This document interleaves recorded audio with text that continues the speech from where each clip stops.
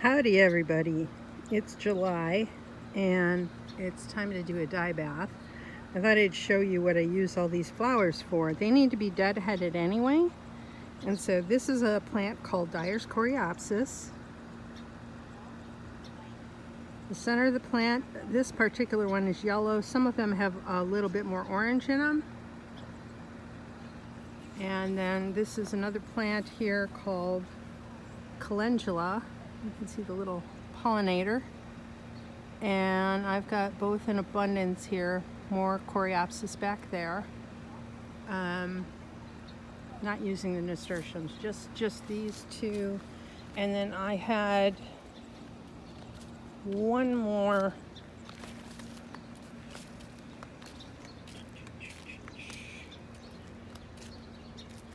You can see how the calendula likes to grow just about anywhere. Okay, this guy got a haircut. This is St. John's wort. It gives you yellow. It's more spectacular if you're doing medicinals with it, where you get a beautiful red oil, but we're using it for a dye bath. So since it was rather done, I chopped the tops off and threw them in the dye bath and cooked them up and added them to the calendula. Here's another one I can add to the same dye bath. It's a marigold, Tagatus, I think is how you say the name. And I didn't expect to find one in the cracks of the sidewalk, but I'll take it. Okay, here we are at the dye bath. I do all my dyeing outside on a camp stove. And what I did was this morning I cooked all that brew up with all the dead-headed flowers. And as you can see, there's quite a bit of color in here. And I put some pre-mordanted. Mordant is something that makes the color stick to the yarn. This is wool. And I left a few flowers in there. I didn't totally strain it out, but you can see I got some good color. Each one of these was mordanted with a different, from copper and iron, alum, which is aluminum. You can see the colors I got from this, and I'll be washing these up, and then when this is done I will put more flowers in and run it again with a bigger skein of yarn. I wasn't sure quite how much color I was going to get from this mix, because this one is kind of new to me to throw this all together. But you could also call it what? Stone soup, or a few other things. Succotash, smorgasbord. Each one of these plants brings something different to the party. So right now, what I'm going to do is soak another batch in the same water overnight. And then tomorrow we're going to actually probably top it off with more liquid and run a dye bath. So there you go. I'm gonna let that soak. Okay, these have soaked overnight, and now it's time to get the Coleman started and let them cook for about an hour before I strain them off. Okay, so this is what it looks like after it's been cooked for about an hour. Okay, the rain has stopped. This pot's been cooking for an hour, and I turned it off and let it cool down. One of the things I discovered, much to my chagrin, was that when you strain these off, if they're boiling hot, number one, you can get burned very easily pouring it, because sometimes the stream will bounce when you strain it. And sometimes it actually melts the bottom of the bucket. So I'm going to be pouring it into this bucket. It's just a plain 5-gallon plastic pail.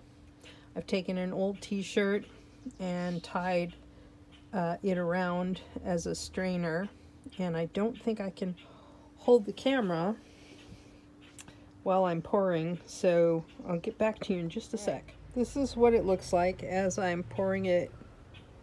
All the liquid is already in, has gone through the t-shirts and is in the bucket. And then the rest of this is just going in my compost.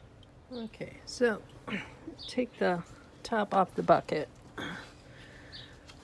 The water's still hot, but it's not boiling.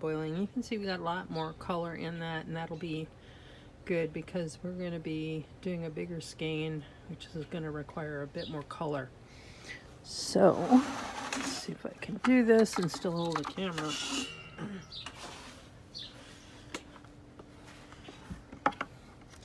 I've taken my dye pot and I've rinsed it out because there's always plant debris.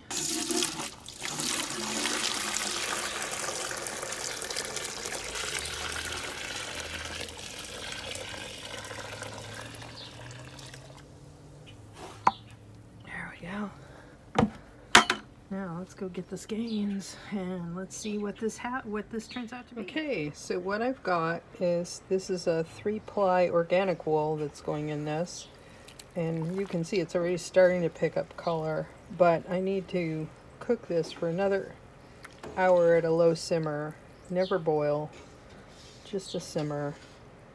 And we're going to see how rich that gets. This one, this particular wool, because it's not a superwash, doesn't pick up quite as much color as some of the others.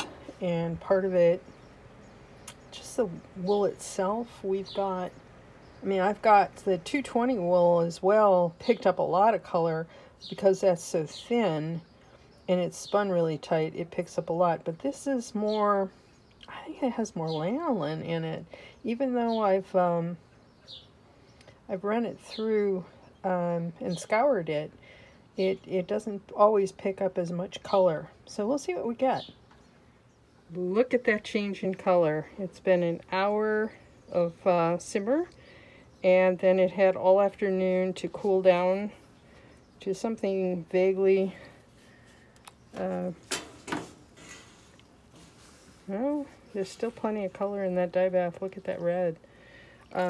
We have yellow. We have achieved yellow. And we'll see if we can't maybe get something more dyed tomorrow. But right now we've got a beautiful yellow, and take that over here to let it drip dry, and you can see how that stacks up against the ones I dyed previously that I started out the video with. This is a 20/2. It's a warp twist. It's twisted really tightly. This is the organic merino. So we'll just let that dry. It'll get washed in by hand with mild soapy water to get any excess dye out, and then it'll dry one more time and I'll wind it off into pretty skeins. So that's it for my dye video. Have a good evening.